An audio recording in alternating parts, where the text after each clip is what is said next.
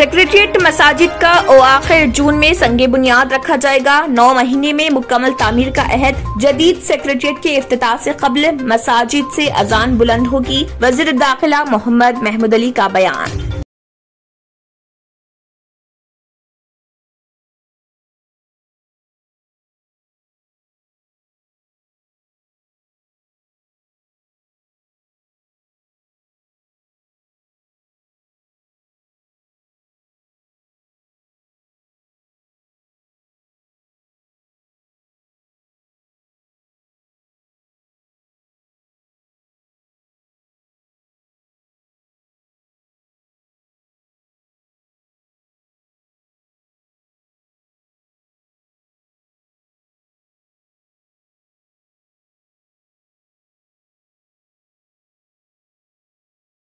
खातून सहाफ़ी नाहिदा कादरी के इक़दाम खुदकुश मामले में समाजी कारकुन सैयद सलीम हुए गिरफ्तार।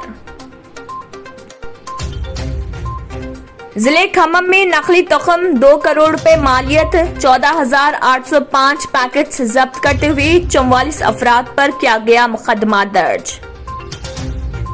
अगर आपने हमारे चैनल को अभी तक सब्सक्राइब नहीं किया है तो यहाँ पर रेड कलर का सब्सक्राइब बटन दिख रहा है, उसे क्लिक करें और हमारे चैनल को सब्सक्राइब कीजिए और साथ ही साथ बेल आइकन को भी क्लिक कीजिए, जिससे आपको ताज़ा अपडेट मिलती रहे।